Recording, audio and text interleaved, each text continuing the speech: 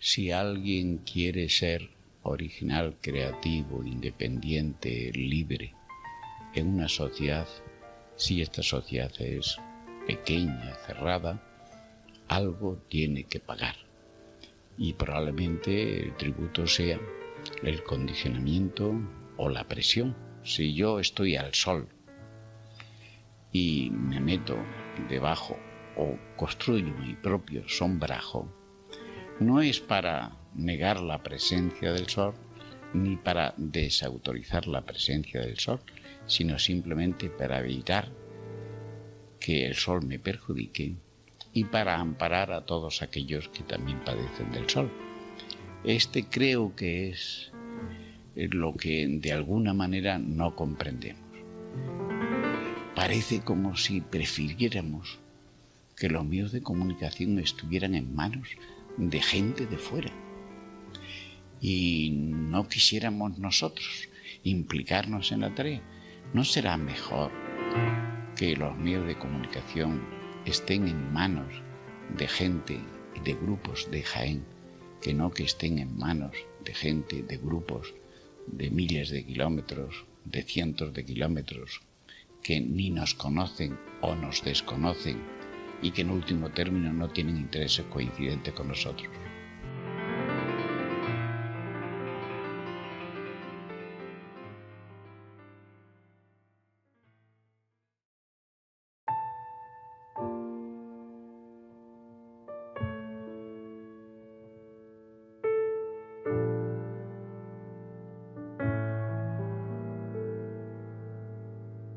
La Iglesia de Cristo Rey en Jaén se ha quedado pequeña para dar el último adiós a Esteban Ramírez, el presidente del Consejo de Administración de Diario Jaén, que falleció ayer. Hasta 3 consejeros del gobierno andaluz, representantes de asociaciones de todo tipo, empresarios, políticos, sindicalistas, una amplia representación de lo que Esteban Ramírez definió atinadamente como sociedad civil, ha querido rendir un postrero homenaje a este jiennense. Jaén ha perdido el gran timonel que ha sido en los últimos años la figura de Esteban Ramírez por su gran compromiso con la sociedad civil de Jaén. A todos nos marcaba el rumbo y siempre habrá un antes y un después del fallecimiento de Esteban Ramírez. Desde el aspecto privado, lo que supone en mi vida es algo importante desde hace 35 y más años, y muchas de las opciones que yo he optado han sido de su mano. Desde el aspecto público, pues que ha muerto con las botas puestas. Y la vamos a echar en falta, gente que trabajaba, que luchaba, que bregaba, como se dice, por esta tierra, y que, bueno, pues que ha dejado historia para Jaén, y lo recordaremos y lo echaremos de menos. Creo que hoy se nos ha ido un gran hombre, un buen amigo, y que esta provincia va a recordarlo durante mucho tiempo y va a echar de menos sus buenos consejos, sus grandes ilusiones y lo que era más importante, el empeño que tenía porque la provincia de Jaén fuese para adelante. Esteban Ramírez tenía 67 años y había nacido en Torredonjimeno. Falleció ayer en el Hospital Princesa de España, a donde había sido trasladado tras sentirse indispuesto. Él estaba en la cerradura, se encuentra mal y voy yo para allá y llamamos una ambulancia. Me voy yo con la ambulancia para el hospital y ya está ahí durante la noche.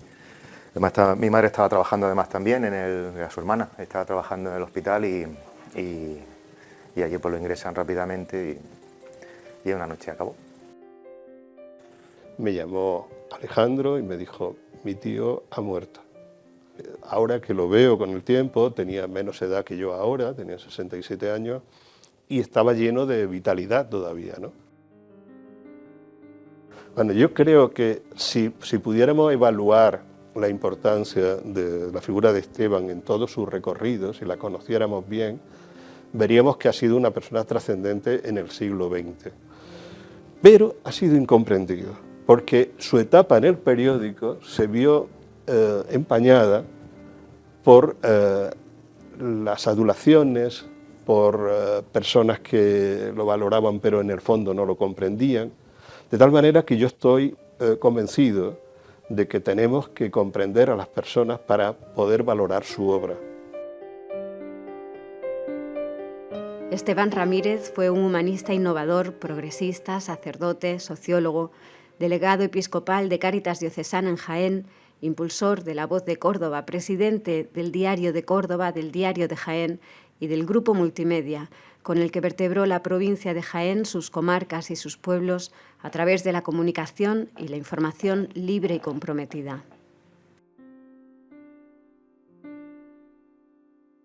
Esteban Ramírez nació el 6 de agosto de 1931 en Torredonjimeno, destino de su padre como maestro interino. Su madre, Aurora Martínez, era una mujer de carácter y de fuertes convicciones espirituales ligada a Siles por lazos familiares. Su padre, Manuel Ramírez, un maestro de escuela vocacional, fue alumno de Antonio Machado en sus años de bachiller en Baeza y le transmite a sus hijos el afán por saber y la humanidad que lo caracterizaron siempre, propios del espíritu regeneracionista y pedagógico de los años 30. A mí me da la sensación que la influencia del padre, de Manuel Ramírez, que era un maestro bondadoso, que había estudiado con Antonio Machado en el Instituto de Baeza, cosa que me llena de emoción, ¿no? Que el humanismo se traslade de Antonio Machado a su padre Manuel y a su hijo Esteban, ¿no? Pues Esteban tiene esa influencia de bondad y la vive en su infancia, la vive en toda su etapa, de alguna manera, porque ahora hay personas, es decir, podemos decir que muchos de sus proyectos fracasaron, pero dejó la huella en tantas mujeres, en tantas personas que lo vieron como alumnas de los carmelitas o como compañeras en proyectos del CEMA, que esa influencia es ya una herencia importantísima. Esa función docente siempre fue para él también algo muy importante. No dejaban de ser en aquella época uno de los poderes fácticos de los pueblos, ¿no? Era el maestro, el alcalde y el de la Guardia Civil, ¿no? También el sacerdote, por supuesto. Una vez que su padre aprueba las oposiciones al Cuerpo de Magisterio Nacional, recibe su primer destino en 1934 en Chandreja, una aldea de Parada del Sil, en Orense. Ese será el escenario de la primera infancia de un niño despierto que aprende a hablar al mismo tiempo el castellano y el gallego. En ese verde valle arropado por montes que no llegan a montañas, como escribiera su padre, refugio familiar ante los rigores de la cruel guerra civil, Esteban se enamora para siempre de los mundos rurales y serranos. Allí vive, lee, aprende y juega con los amigos de su primera infancia. Él siempre se sintió muy cerca de ese pueblo, de esa comarca, que era la comarca de Parada del Sil. Era una comarca muy bonita de Orense, con el río discurriendo justo por debajo de esos pueblos, y la verdad es que era una preciosidad. Yo no conocía nada de aquello, y se reencontró, y yo fui testigo, con los vecinos que fueron de mis abuelos, que estaban allí y que él conoció cuando era un niño. Se reencontró con ellos y la verdad que fue muy emotivo. El que esa gente, pues ya todos mayores, él había conocido a unos niños con los que jugaba y que ahora eran unos señores mayores que se volvían a reencontrar en un pueblo tan lejano de su lugar de origen, ¿no? En 1943 su padre consigue la plaza que les traerá de regreso a Siles, donde será director de la escuela graduada. Poco después, influido quizá por su tío Juan José Martínez, párroco de Siles y arcipreste de Orcera, Esteban ingresa como alumno interno en el seminario de Jaén a los 12 años.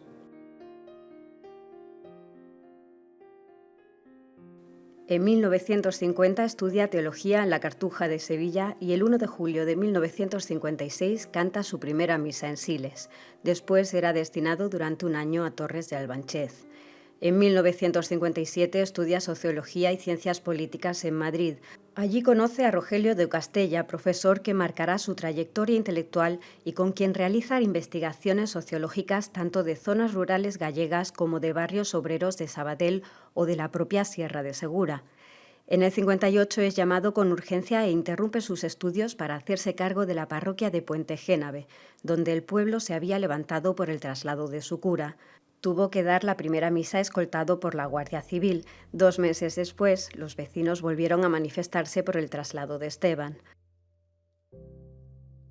La Guardia Civil porque la gente le tenía mucho cariño al cura anterior, pero luego tampoco la gente quería que se fuera, ¿no? Al poco tiempo, con lo cual era algo muy curioso, era algo muy propio de él también.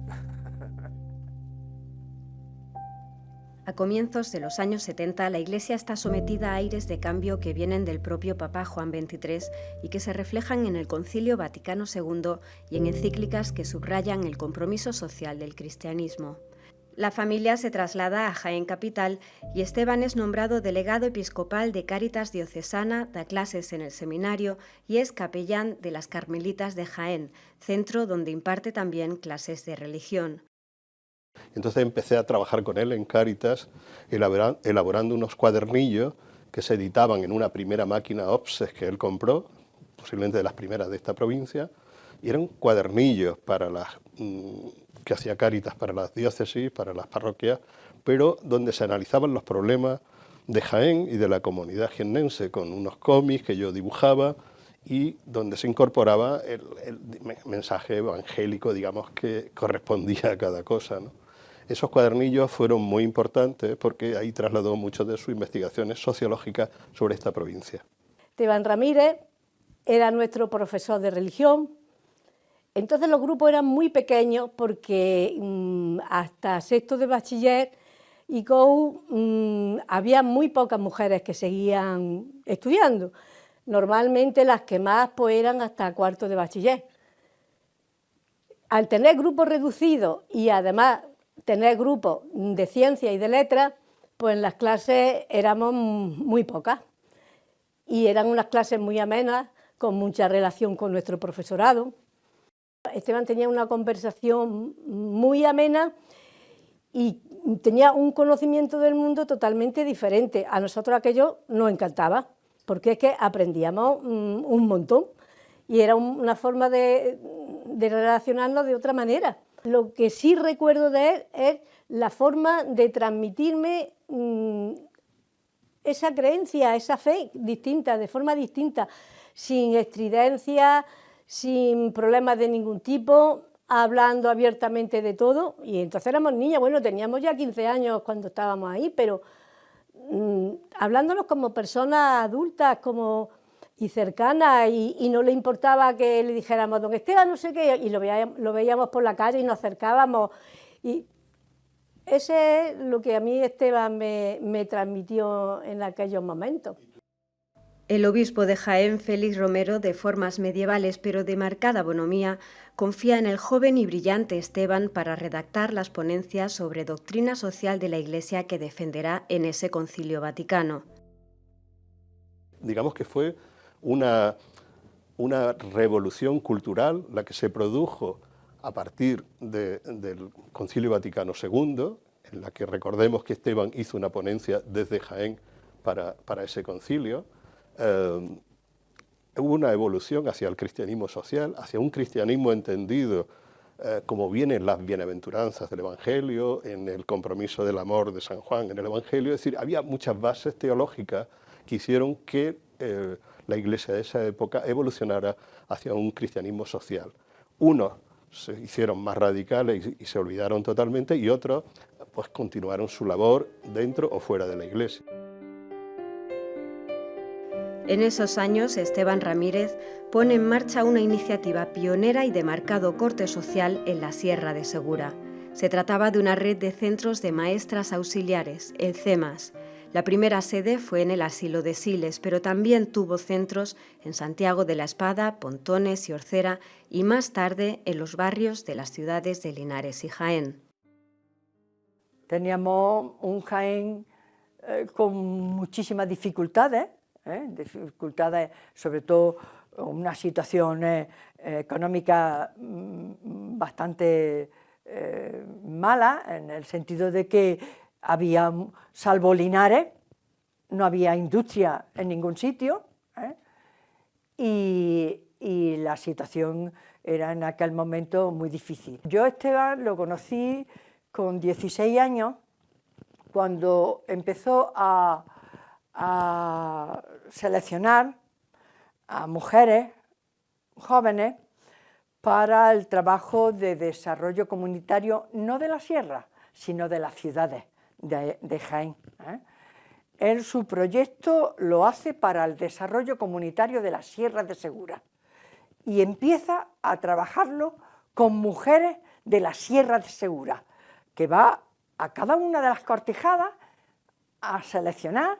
Ya se hizo con un equipo de mujeres profesoras que eran de misioneras seglares, de LIMPS, vascas, y ellas en una primera etapa lo acompañaron y seleccionaron un grupo de mujeres de la Sierra de Segura. Y entonces el proyecto que él hizo, que fue un proyecto que él había conocido en Alemania. En Alemania estuvo allí con el misterio, quiero recordar, que se llamaba las Cáritas Nacionales de Alemania.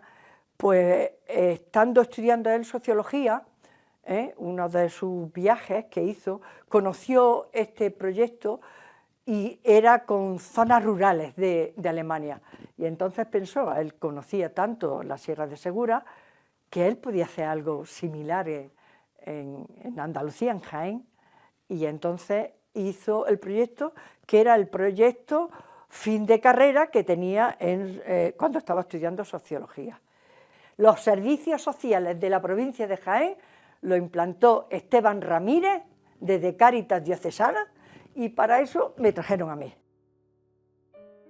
En esos años participa en misiones de Cáritas Internacional en El Salvador, Nicaragua y en los primeros campamentos de refugiados saharauis en Argelia en 1995, denunciando en todos los casos la situación de injusticia que sufren estos pueblos.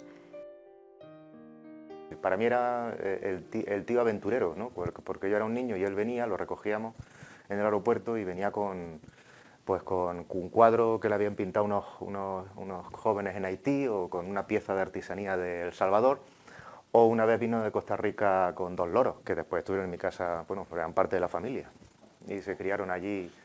Uno tenía mi nombre, además. Para mí era no sé, para mí era algo como de agente secreto, porque además me contaba algunas anécdotas, como por ejemplo alguna noche que fue en Nicaragua con Somoza, pues fue la policía a llamar a la puerta del hotel a invitarlo a una fiesta, ¿no? Y le dijeron, pues menos mal que no, dijo, no voy, menos mal que no fuiste, porque la fiesta era un paseo, ¿no?, que te iban a dar.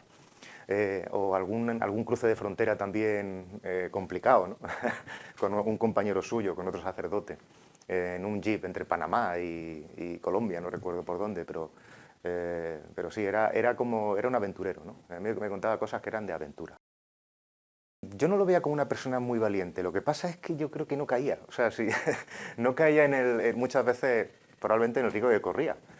Yo creo que si lo pensara, a lo mejor se hubiera parado un poco, pero yo creo que es lo que te decía antes de esa determinación, ¿no? Decía que tenía un objetivo y lo llevaba a cabo. No se paraba demasiado en pensar qué consecuencias podía tener, ¿no? En el 75 muere Franco y comienza la transición. Esteban es propuesto como senador a las primeras elecciones democráticas por un amplio espectro de fuerzas progresistas. Sin embargo, renuncia porque el obispo Miguel Peinado le obligaba a dejar su tarea en Cáritas.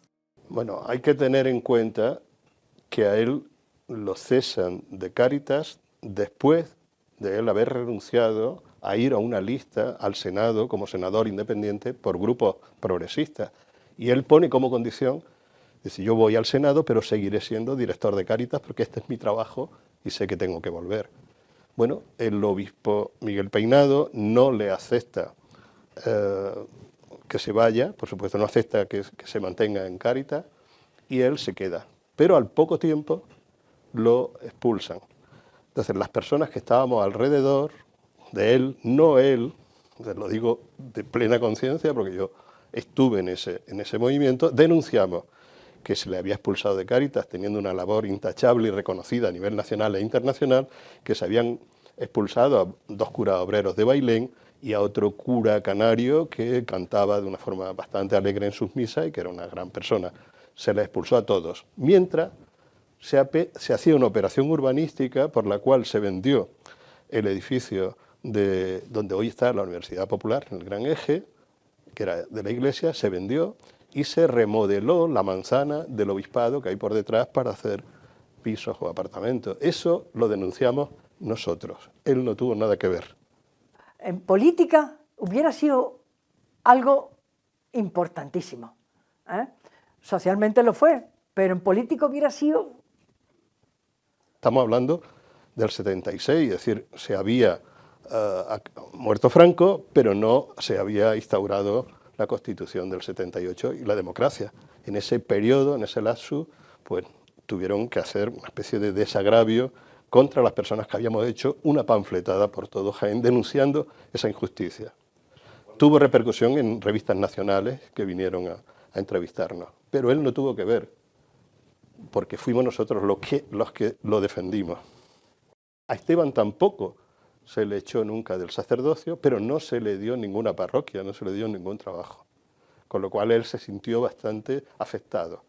Y su padre murió a los pocos meses, posiblemente dolido con la gran injusticia que había hecho el obispado con Esteban, porque Esteban era una persona muy conocida, muy querida y muy valorada, tanto en Jaén como a nivel nacional e internacional.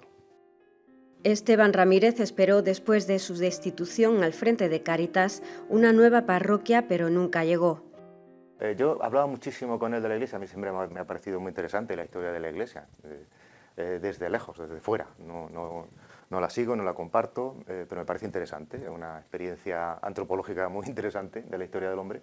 Y yo le preguntaba mucho y a mí me enseñaba mucho sobre cómo funcionaba, pero él nunca habló de una manera con resentimiento. Yo creo que él, además, más todavía en los últimos tiempos, a él le hubiera gustado vivir dos vidas, probablemente. La que vivió y una vida en la que él era sacerdote, en una parroquia que le hubiera concedido en su momento, una parroquia en un barrio obrero de Jaén. De hecho, cuando empieza el Polígono del Valle y se crea la parroquia del Polígono del Valle, era su destino soñado, ¿no? En el caso de que hubiera sido. Yo creo que él siempre guardó ese cariño, esa vocación que no pudo desarrollar del todo, siempre la guardó con cariño y también con dolor porque no la pudo llevar a cabo. En 1980 es llamado para presidir la Fundación Paco Natera de Córdoba, cuyo objetivo esencial era el desarrollo de Andalucía. También recibe una oferta para ser profesor de Sociología en la Universidad Autónoma de Madrid, pero finalmente opta por la Fundación Paco Natera. Conocí a Paco Natera, sé que se salió de jesuita y bueno, pues se había casado, me entero del fallecimiento suyo estando yo en Córdoba ya, en el accidente de coche horrible aquel, y a partir de ahí, pues bueno, un contacto, alguien me lo presenta y dice, pues ya nos vemos un día en la fundación, y allí que empiezo a aparecer por la fundación, y ahí pues se abre una línea de colaboración con varias dimensiones. La primera y curiosa, como el interés de Esteban por la sociología era amplio, la búsqueda de evidencias empíricas sobre los problemas sociales, con eso conectamos pronto, yo soy un sociólogo empírico que me gusta hablar con datos en la mano siempre, jamás, también teorizo, pero teorizo sobre datos previamente elaborados y producidos por una metodología científica adecuada. Pues ahí me dice, oye, ¿y podríamos inventar alguna historia para que Fundación colaborase con...? Digo, pues mira, a mí se me ocurre una cosa que hay un mercado de trabajo de encuestas y de encuestadores, que estaba empezando en España entonces, no había prácticamente ninguna empresa, había una en Madrid o dos, poca cosa. Digo, y estoy seguro que formar encuestadores va a ser una cosa que podemos producir unos personajes. Total, que estuvimos 2 o 3 años haciendo unos cursos de encuestadores bastante interesantes, por los que pasaron varias decenas de personas. La colaboración también se produjo en la generación de un seminario sobre estructura social de Andalucía, en lo que hablamos de los... pues que si el desempleo, el latifundio, la emigración, todo lo que eran problemas sociales de Andalucía. Desde Córdoba impulsa movimientos cooperativos y publicaciones educativas y culturales que abrieron caminos en Andalucía, con la colaboración de Pedro Molino, Antonio Guzmán, Manuel Zafra o Francisco Zaragoza, entre muchos otros. ¿Cuál fue el problema? Que esa fundación, formada por patronos, tenía una finca de frutales, melocotones, que con ese importe se pagaban los trabajos de la fundación. Los patronos no querían dar más dinero y le pedían a Esteban que le pidiera a las administraciones de la época. Y él quería ser independiente, no quería pedirle a la Junta de Andalucía ni a nadie. Y entonces los patronos, digamos que cerraron la fundación y echaron por tierra una gran labor. Él, mientras tanto, ya estaba adquiriendo acciones en La Voz de Córdoba y luego compraron el Córdoba y el diario Jaén, cuando los periódicos del movimiento nacional se vendieron a la capital privada.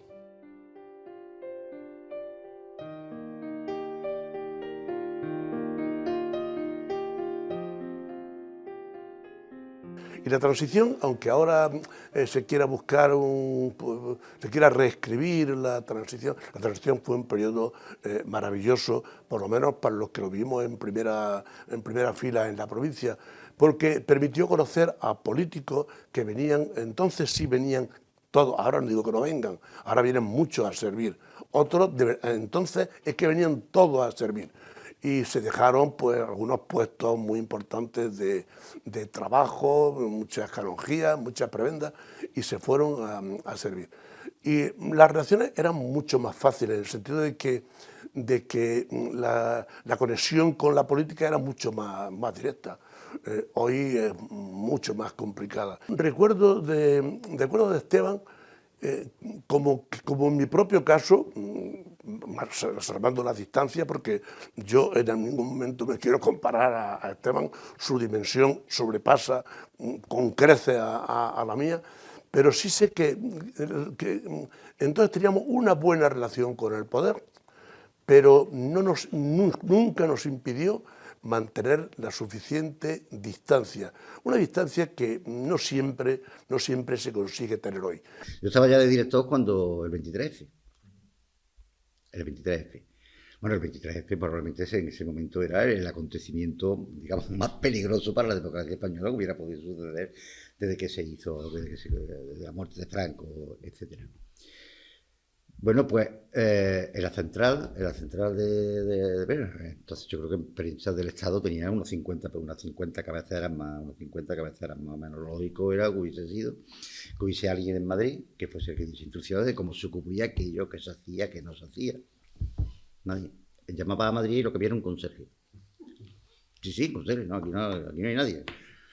Bueno, entonces, entre unos cuantos directores, yo entonces el director más joven de España, nos pusimos de acuerdo para decir, bueno, vamos a poner nosotros de acuerdo y vamos a ver para tener una postura coherente en esto. Y esa noche nosotros, los directores, decidíamos qué es lo que hacíamos y nadie ni nos preguntó nada, ni nos aconsejó nada, absolutamente nada. Claro, también todo el mundo estaba escondido. Cuando vimos que llegaron los militares y cogieron Televisión Española, y bueno, pues aquí también, si ya Televisión han mandado un capitán, aquí mandarán un sargento, ¿no? Entonces, claro, no sabíamos, la verdad, no sabíamos exactamente qué es lo que iba a pasar en ese momento. Pero entonces decía que, llevando a la exageración de que absolutamente nadie mandaba, pudimos hacer lo que nos dio la gana, una de las noches claves del 23F. Nadie nos dio una sola instrucción.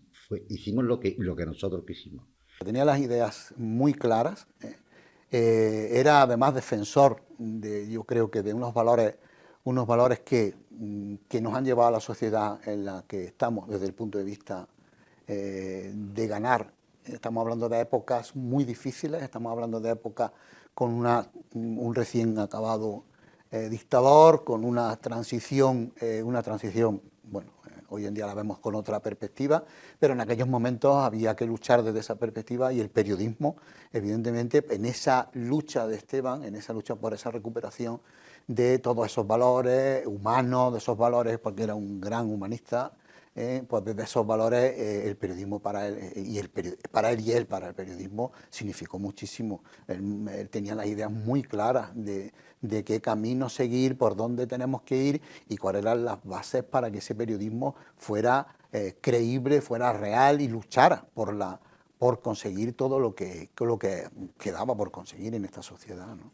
La provincia de Jaén tiene que mantener en su recuerdo esos actos que tanto bien nos hicieron a todos y que de no haber sido por él, posiblemente existirían, pero de otra manera, o hubieran llegado después, pero llegaron en aquel momento porque Esteban tenía complicidad con la provincia de Jaén, con su bienestar, con su creación de empleo, con su progreso.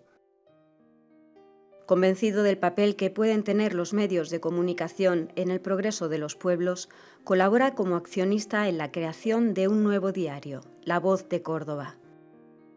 Yo conocí a Esteban en el año 81, que se publicó, se editó por primera vez el periódico La Voz de Córdoba, y él era socio fundador de ese periódico, que nace, pues estamos hablando del 81, o sea, estamos hablando de, bueno, recién estrenada la democracia, como contrapunto al diario Córdoba en su momento, bueno, de la cadena de medios del Estado, y que, bueno, venía de esa rancia historia, ¿no?, del franquismo. Entonces nace en Córdoba, hay una reacción de la sociedad en ese sentido, y la encabezan una serie de personas, pero bueno, había muchos accionistas, y ahí conozco yo a Esteban, porque yo entro en La Voz el mismo día que se publica la primera edición, el 15 de mayo de 1981. Ahí conozco a Esteban, y a partir de ahí mi relación con él pues fue muy, muy interesante y muy fructífera, creo que para ambos.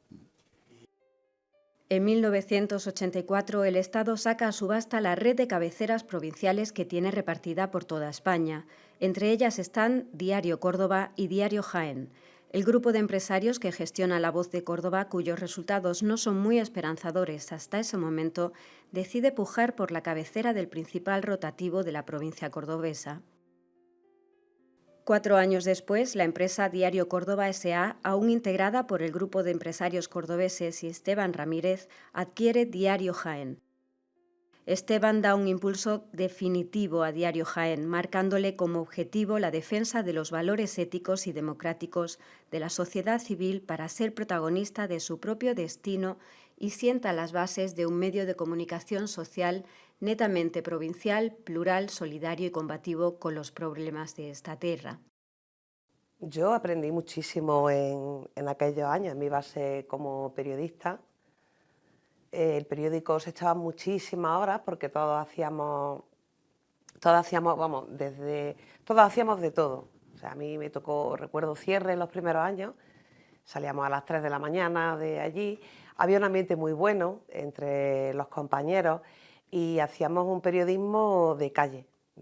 Estábamos todo el día tirados en la calle. Claro, ¿por qué? Pues porque había una redacción amplia, teníamos tiempo, espacio para eso, aunque echábamos muchas horas, pero éramos muchos, y te daba la empresa, te daba margen para, bueno, pues para hacer un periodismo serio, de investigación, contrastado, y no hablando con uno u otro protagonista, sino también viendo tú como periodista la realidad y contándola. Que no me hagan el periódico desde fuera, que no me hagan el periódico desde fuera. Ya estaba incipiente en aquellos años los periodistas, los departamentos de comunicación de las instituciones, ayuntamientos, partidos políticos, etcétera, etcétera, y tal, que eso ha ido creciendo de una manera exponencial, ¿no? Entonces, él siempre decía, ¿por qué? Porque es cómodo.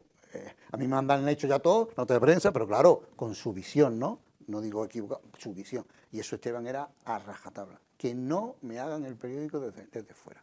O sea, con eso damos a entender qué periodismo. Periodismo de calidad, un periodismo trabajado, un periodismo de calle, un periodismo, le guste más a uno o le guste menos.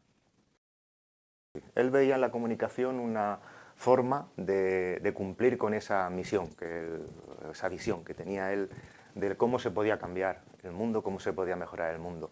Probablemente, y simplificando a lo mejor en exceso, era como si pasara de un púlpito a otro, ¿no? Es decir, de una forma de hablar con una feligresía, pues a otra forma de hablar a la ciudadanía, ¿no? Pero a él yo creo que le fue apasionando conforme fue haciendo. Y tampoco el mundo de la comunicación, digamos, desde el punto de vista más técnico, ¿no?, o más profundo, sino la finalidad de la comunicación, ¿no? Lo que es como herramienta que puede ser realmente, que puede ser un factor que cambie las cosas, ¿no? En ese aspecto sí fue un apasionado siempre. Él escribía mucho, muchas veces con seudónimo, y hacía...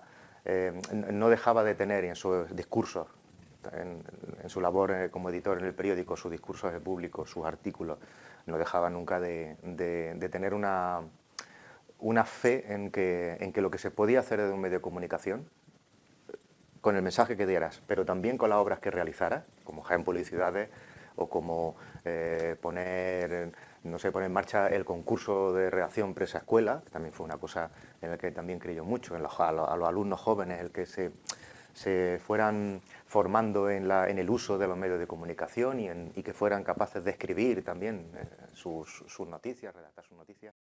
A mí no me extrañó en absoluto, fíjate tú, cuando me enteré que se fue el periódico El Córdoba, no me extrañó, pues porque estaba dentro de su línea de desarrollo, de avance.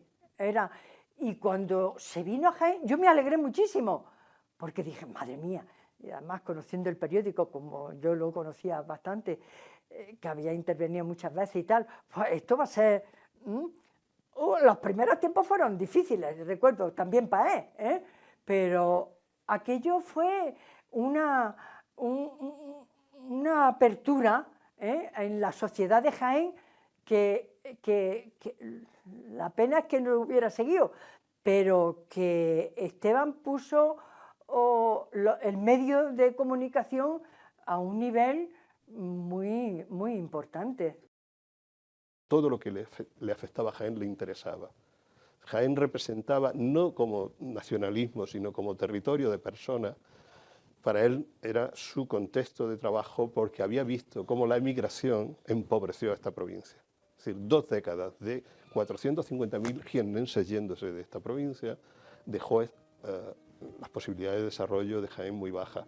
Por eso él tenía mucho interés y quería comprometerse con cualquier proyecto que desarrollara Jaén. Este compromiso se reflejó en un manifiesto y en la movilización social contra la reforma de la OCM del aceite de oliva en 1998, labor que mereció el Premio Andalucía de Periodismo. Era molesto para ciertos estamentos de la sociedad que llegaron a enviarle un anónimo con amenazas de muerte en el momento en el que pudo, desde el diario Jaén, movilizar a toda la sociedad de esta provincia contra la OCM del aceite de oliva del año 98. Eso no se ha conseguido nunca en esta provincia, una movilización tan grande. Pues yo le acompañaba a la última manifestación, iba como un guardaespaldas, mirando a todos lados, porque la habían amenazado de muerte. Es decir, hay gente que piensa que se le pierden los privilegios si Jaén mejora, cosa que no tiene sentido, porque una provincia más equilibrada, un desarrollo más integral, es bueno para todos, para toda la sociedad y sobre todo para los hijos de esa gente que a veces lo amenazaron. Fuimos, a Sevilla, Madrid, Barcelona, Córdoba, estuvimos andando y recogimos 300.000 firmas. De esas 300.000 firmas que llevamos luego a Loyola de Palacio, pues también salieron 3 manifestaciones. Todo apoyado por el diario Jaén. El diario Jaén en aquel tiempo estaba prácticamente, y las emisoras de multimedia jiennenses estaban prácticamente dedicadas a ese tema. Estaban prácticamente. Claro, eso va creando entusiasmo, va creando solidaridad, o sea, la gente se va, oye, es que es verdad lo que están definiendo estas personas, ¿no?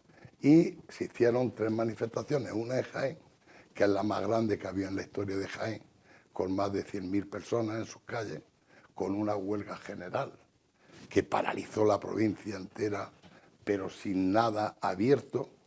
Otra en Madrid con más de 100.000 personas que vinieron de toda España, gente afectada también de otras regiones, estuvieron en Madrid. Y luego, hasta aquel momento, la manifestación más grande que se había celebrado en Bruselas.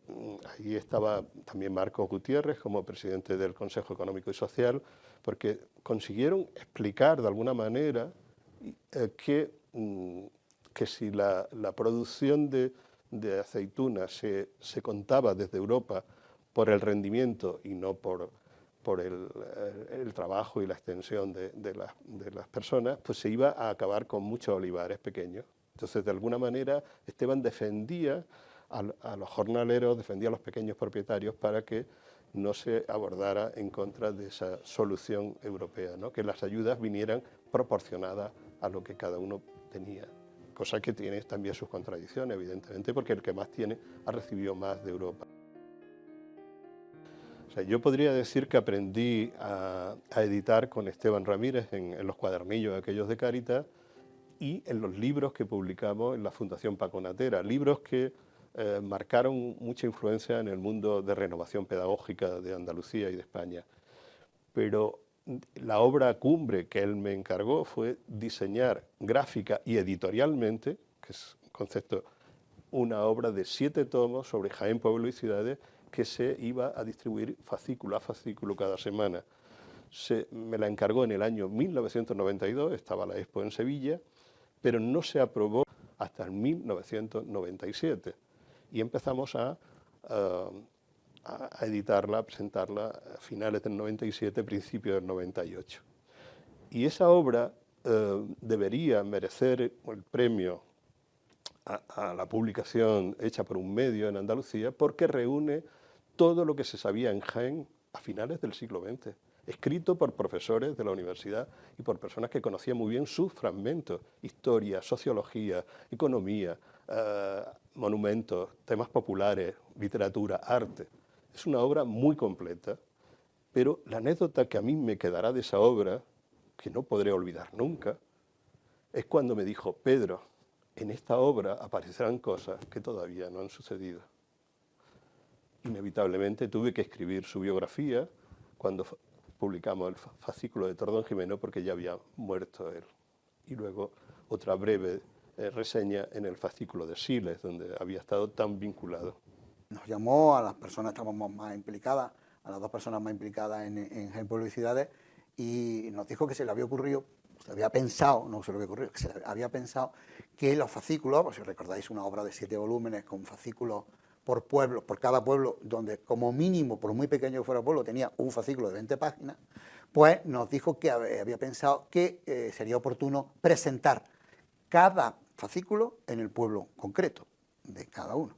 Claro, mi reacción fue, eso desde el punto de vista logístico, desde el punto de vista económico, no me parece, no le veo yo a eso en el tema. Y tal, se habló del tema, porque él hablaba, no imponía, él hablaba, se le explicó, se hizo la presentación, porque él consideraba que esa obra tan importante, esa obra había que llevarla a la gente en cada sitio, en cada pueblo, llevársela y de explicársela allí, en cada momento, qué es lo que estamos haciendo, cuál era el objetivo, y lo digo, ahí primaba más ese objetivo que se quiere conseguir por Jaén, ese objetivo, porque al final ha sido una obra, creo que no ha sido nadie capaz de igualar esa obra, era su objetivo, que costaba, que había menos resultados, por la primaba ese objetivo que he dicho antes, que me refirió varias veces, que tenía él aquí, pero vamos, como una cosa que era Jaén. También potenció los premios jiennenses del año, que alcanzan sus mayores cotas de prestigio social. Los jiennenses del año, aquello fue también un iniciar, una participación y un contacto con toda la gente importantísima.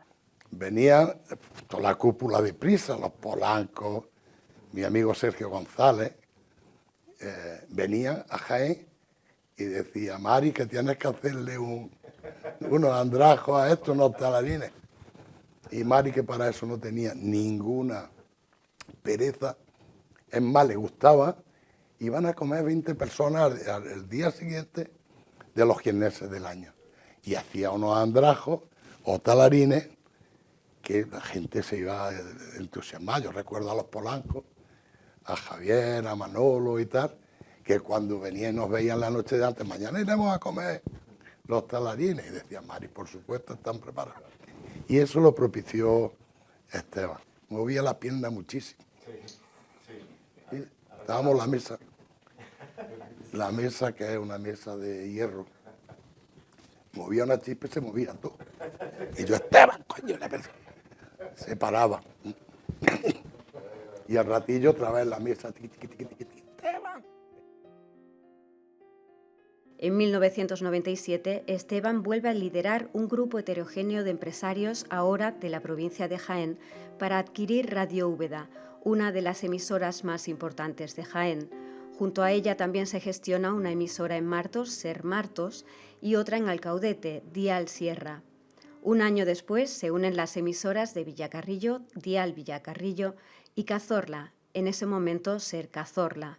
Pues él, igual que en Córdoba se juntó con empresarios heterogéneos para formar el periódico aquel de La Voz de Córdoba, pues aquí en Jaén, en el 97, reúne también a una serie de empresarios, también pues muy heterogéneos, constructores, hosteleros y demás, consultores, los reúne para llevar a cabo pues otro proyecto de comunicación, en este caso era la adquisición de Radio Úbeda, que tenía también aparejada una emisora en Martos y otra en Alcaudete.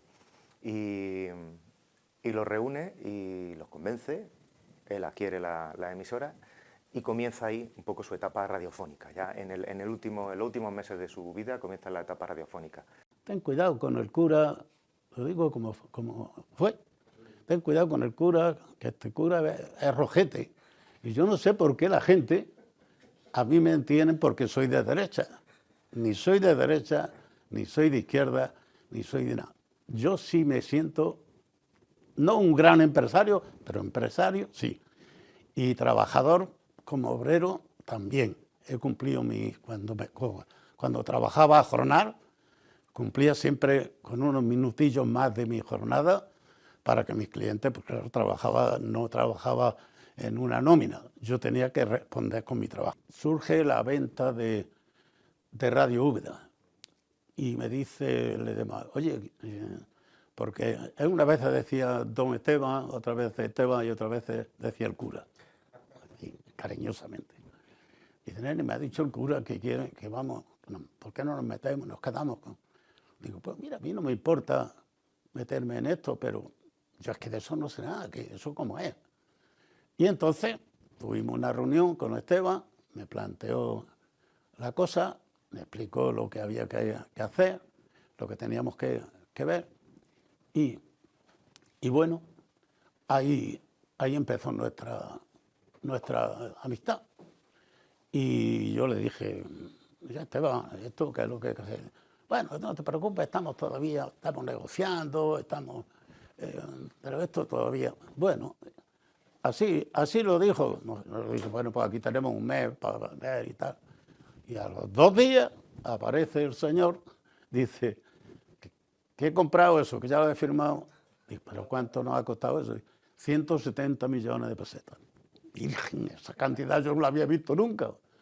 Bueno, pues a lo hecho pecho. Y se compró y comprado quedó. Él decía que él creía que la capitalidad, en una provincia como he contado antes, que está un poco deslavazada, que la capitalidad informativa no podía caer solamente en la capital administrativa, que podía estar en aquellos sitios que fueran polos de desarrollo. Por ejemplo, Úbeda es uno de ellos, ¿no? Y él creía en eso, en que las comarcas tuvieran su emisora de radio, que era una forma, digamos, fácil de que pudieran acceder a tener un medio de comunicación propio, que tuvieran su emisora de radio, que hablara de sus cosas, que hablara también de su comarca, que hablara de la provincia. Con él se inventa que a uno de nosotros, pero se inventa con él, que nosotros empezamos a hablarle a un oyente de Alcaudete de las cosas importantes de Cazorla, cosa que no es natural desde el punto de vista geográfico, porque al de Alcaudete le interesa más Priego de Córdoba que Cazorla de forma natural, pero si queríamos que esta provincia fuera algo más común, fuera un proyecto más colectivo, pues era importante que nos conociéramos, nos reconociéramos, ¿no?, entre las distintas comarcas. Y Úbeda, como además está muy centrada geográficamente, pues podía servir como esa capitalidad. Y a una forma de vertebrar, un cuerpo, ¿no?, que podía tener dificultades en que marchara en la misma dirección. Estuve con él en Úbeda cuando se firmó la compra de Radio Úbeda, de alguna manera vi el nacimiento de Multimedia, y yo entendí lo que él quería hacer. Él quería tener medios cercanos a la gente. El espacio de un periódico a veces no deja mucho lugar a los corresponsales, a las noticias de pueblo, y él quería extender que la comunicación estuviera cerca de las personas y que las personas participaran, que la sociedad civil que hacía cosas se viera reflejada en sus pequeñas emisoras de radio comarcales o en 10 Televisión o ahora en Extra Jaén. Quiero decir, él tenía una visión importante para que la información que venía muy determinada a veces por los grandes medios abrir un espacio a la información provincial, ¿no? Y el hecho de tener en cabezas de partidos judiciales, de comarca, pues tener una radio como ocurre con el caso de Multimedia, me parece que es una idea magnífica, porque eso sí es vertebrador. Pero no es tan normal, eso no existe en otros territorios, eso es una singularidad que tiene la provincia. Y bueno, a veces las cosas, bueno, pues están, pues nada. Pero eso tiene un gran valor y de luego a los que nos gusta y los que sentimos y tenemos pasión por la comunicación, desde luego eso tiene un valor incalculable y felicito muchísimo que no solamente que esté, sino que esté creciendo constantemente, que se esté enriqueciendo con contenido magnífico. Pues yo creo que queda mucho. En primer lugar, queda que yo creo que no existe una empresa así en Andalucía, no existe, pero creo que en España debe haber poquitas, que en pequeñas poblaciones haya una emisora de radio funcionando y que además tenga dentro a 2 o 3 personas trabajando, eso ya no se hace. Podemos echar un vistazo al panorama radiofónico aquí en la provincia mismo o a cualquier otra provincia y veremos que básicamente queda la emisora de la capital y lo que hay por ahí son postes independientes que están reemitiendo lo que se hace desde la capital. Nosotros tenemos 6 centros de producción y tenemos 30 y pico personas que están en esos 6 centros de producción. Eso un fondo de inversión no lo tolera y económicamente no tiene sentido. Puramente económicamente no tiene ningún sentido. Por tanto, si se hace es porque económicamente no es lo que más nos importa, sino porque todavía creemos en esa idea de que la provincia de Jaén es muy grande, que tiene muchas posibilidades, que necesita todavía que le hablen de ella, porque no se reconoce muchas veces a sí misma, y nos lo tomamos como un edificio con unos pasillos larguísimos, ¿no? Unos pasillos que miden pues 100 kilómetros que puede haber desde Cazorla al Caudete. Yo recuerdo cuando yo empecé en esto, yo tenía una costumbre por la mañana que era leerme 4 o 5 periódicos, lo primero de la mañana. Con esos 4 o 5 periódicos yo tenía una idea en mi cabeza perfectamente clara de lo que estaba sucediendo en Jaén, en España y en el mundo. Hoy podría leer todos los periódicos del planeta y no tendría una imagen clara de lo que está pasando en ningún sitio. Porque no existe, no existe esa honestidad. Que en lo local sí existe, porque lo local es cercano, porque no le puedes decir a una persona aquí en Jaén que está lloviendo si está haciendo un sol de narices, porque solamente tiene que asomarse un momento. La tecnología es el problema que le está causando al periodismo, son las famosas fake news, que claro, la gente entra en las redes y cualquier perfil lo ponen a la altura de un medio de comunicación. Y eso es desinformación, eso es nefasto para toda la sociedad y está haciendo mucho daño al periodismo. Creo que como todo, pues el periodismo se irá adaptando e irá poniendo las cosas poco a poco en su sitio. Creo que está empezando a pasar, hablo de España ahora mismo, ¿no? Pero queda mucho camino por recorrer. Por ejemplo, la medida que quieren adoptar ahora en el Congreso de que no cualquiera, o sea, no porque tú escribas en un blog y tengas X mil seguidores, con todo mi respeto a las personas que se dedican a eso, pero no son periodistas, no son personas autorizadas para contar la realidad de lo que está sucediendo. Yo creo que lo que cuentan son opiniones y la gente que los ve o que los lee o que los sigue debe saber que son opiniones. Hay organismos aquí que tienen, bueno, periodistas y de comunicación y de imagen, la verdad es que no creo que haga falta tanto, la verdad, o sí. Ha sido fundamental para que se haya deteriorado la función de los medios de comunicación, la desaparición de los editores. Ya no quedan prácticamente editores. Todos los dueños de medios de comunicación son o fondos de inversión o empresas industriales, pero eso aquí en España y en cualquier sitio del mundo. Ya no existe. Esa persona, un editor, es un empresario, como otro cualquiera, pero que tiene sus particularidades. Lo mismo que el panadero pues, tiene unas peculiaridades, pues el editor de medios de comunicación pues, tiene las suyas. Es un negocio muy personal, que está muy ligado a la forma de ver el mundo que tiene el editor. Con los fondos de inversión, con las empresas industriales, eso se acaba.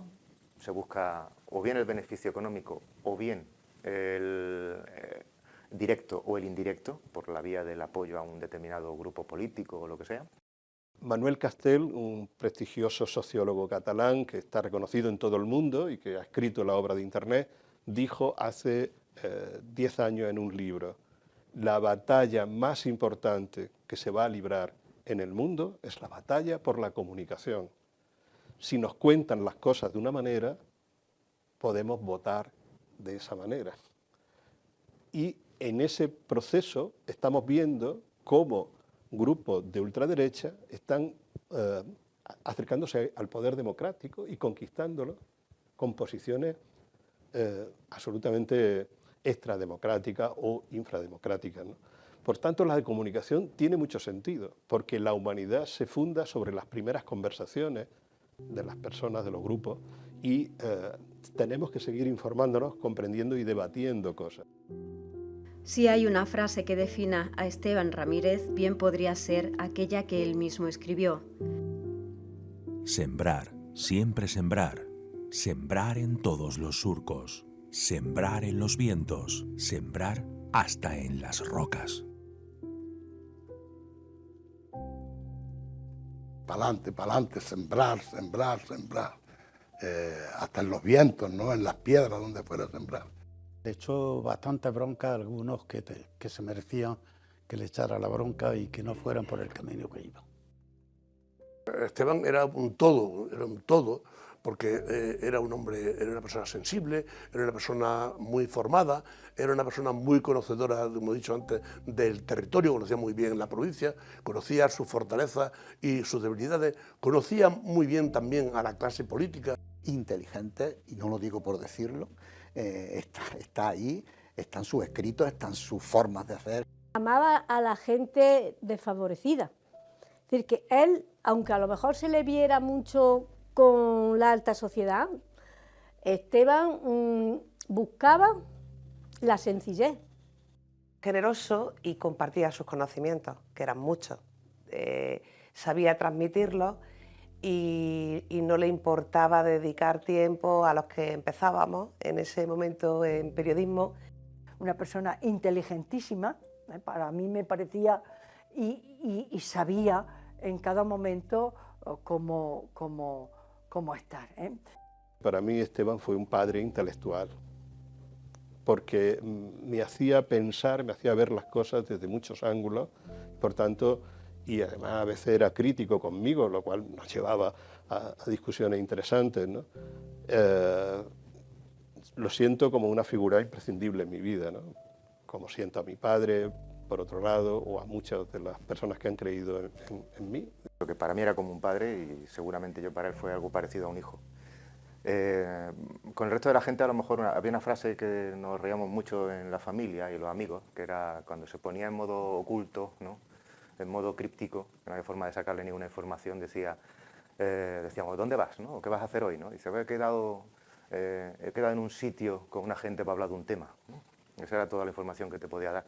Sin embargo, con esas miles de horas de conversación que tuvimos, a mí me contaba sus proyectos, todo, y me contaba su idea.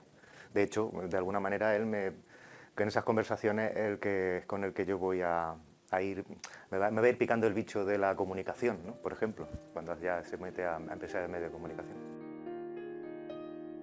¿Sabes lo que te digo? Que para mí Esteban Esteban Ramírez fue el editor que antepuso la búsqueda permanente de la verdad a cualquier otra realidad secundaria, económica o política. Nunca me dijo esta es la verdad, sino búscala sin desmayo. No nos puso el destino al mismo lado del tablero, pero cuando estuve en el suyo, en esa convulsa década de los 90, supo otorgarme la confianza que me dio una tarde de finales de verano en su chalet de La Cerradura. Una tarde de cafés, de Machado, de Unamuno y de Ortega y Gasset. Me habló de proyectos, de medios que vertebren el territorio, comprometiéndose a diario con la verdad, con la información, con el papel democrático y constitucional del medio de comunicación en su territorio. El parque temático de la naturaleza, la lucha contra aquella mala OCM de Franz Fischler, Multimedia Jienense, Diario Jaén, su apuesta por la economía rural del Valle de los Pedroches, Córdoba, Mágina o su añorada Sierra de Segura. Esteban, ¿para qué te voy a decir otra cosa? Sería mentir, no fue mi maestro, pero me enseñó a respetar los tiempos en este oficio y a preservar la frescura del periodista indómito, del periodista de raza, que persigue la noticia, cueste lo que cueste, que persigue siempre la verdad, para contarla, para publicarla, pese a quien pese. Nunca me prohibió hablar bien o mal de nadie, se remitía a la evidencia, al trabajo, a la excelencia. Con Esteban Ramírez no cupieron nunca las medias tintas, ética y estilo, bien conjugados y, como él decía, a tu leal saber y entender. Lealtad sí, el sostén de toda la ingente obra de Esteban Ramírez fue la lealtad a su proyecto mediático de progreso en todas y cada una de las comarcas de la provincia de Jaén. En cada comarca era su deseo una emisora de radio y una delegación del periódico. La ejecutoria de un intelectual, de un sociólogo, de un humanista, un pensador, un progresista, un hombre de Dios metido a editor en Jaén. Un buen lugar donde nacer, un buen sitio para morir, que no solo sobrevive, sino que traza alianzas con empresarios de todos los sectores, con alcaldes y alcaldesas de todos los partidos, para que en todos los pueblos y las ciudades de Jaén la información veraz fluyera libre por el papel prensa y por las ondas hercianas. Eso se lo debemos a Esteban Ramírez, que se pudiera hacer periodismo en Jaén desde fuera de la capital, 5/6 partes de la provincia. Jaén también era Úbeda o Andújar o Cazorla o Villacarrillo o Martos o Alcaudete o Jódar o Beas de Segura. Cada día a la misma hora un latido imperecedero que sigue cumpliendo años, 25, los mismos que transcurrieron de la muerte repentina de Esteban. 1999-2024, un cuarto de siglo latiendo sin desmayo el proyecto de Esteban, que bulle, innova, crece, se multiplica. 10 emisoras de radio, 4 televisiones locales digitales en HD y alguna más inminente a punto del estreno, y un diario digital, como él, como nosotros, crítico, analítico, plural, divertido, entretenido, Crisol. El hijo más joven y atrevido de un grupo editorial, el de Esteban y el de su sobrino, Alejandro Mas, fiel continuador de su sueño, el mío también, desde el primer minuto, que sigue buscando cada mañana temprano la verdad, contando las historias cotidianas de los nuestros, de esta Jaén maravillosa, de esta puta madre que nos parió.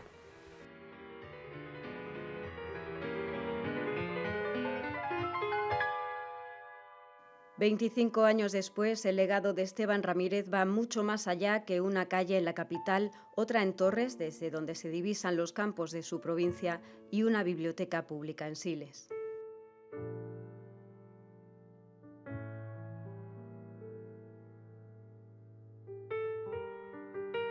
Me duele el que la sociedad jienense no sea capaz de unirse más y trabajar más, y que todos adquieran la idea de que la sociedad de Jaén en el futuro será lo que quieran los jiennenses, no lo que quieran en este momento aquellos que dirigen una determinada sociedad, bien en lo económico, en lo político, en lo social.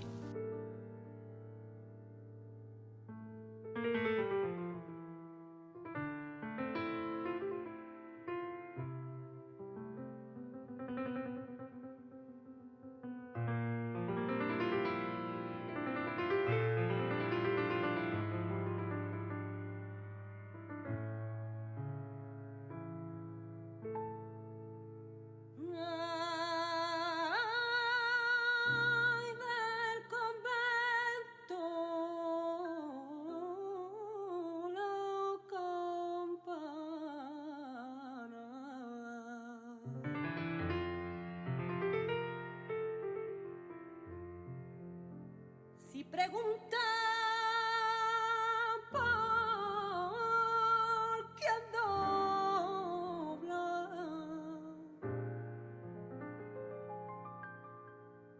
del convento la campana,